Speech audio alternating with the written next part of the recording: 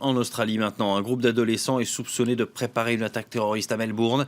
Selon les autorités, ces 5 jeunes voulaient commettre un attentat à l'occasion d'une commémoration de la Première Guerre mondiale.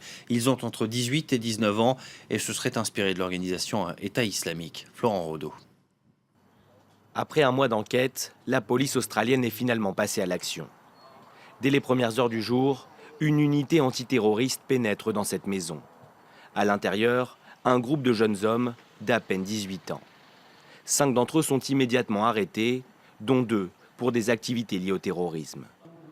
Selon les premières informations, ils ont été influencés par le groupe État islamique. Nous pensons que l'attaque a été inspirée par, ou que la potentielle attaque a été inspirée par le culte de Daesh au Moyen-Orient.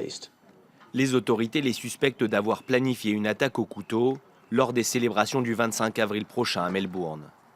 Une date symbole pour l'Australie qui honore chaque année les vétérans de son armée.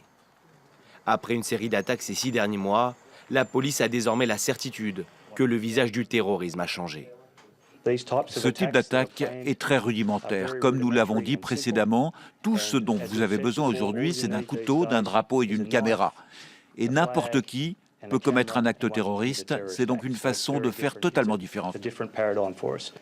Cette opération intervient alors que le pays est en lutte active contre le terrorisme. En septembre dernier, Canberra relève son niveau d'alerte suite au départ à l'étranger d'une centaine de ses ressortissants. Leur destination, la Syrie et l'Irak, pour combattre aux côtés du groupe État islamique. 2 mois plus tard, un islamiste prend 18 personnes en otage dans un café de Sydney. À leur insu, elles seront forcées de brandir le drapeau noir de l'organisation terroriste. 2 otages seront tués dans l'assaut des forces spéciales.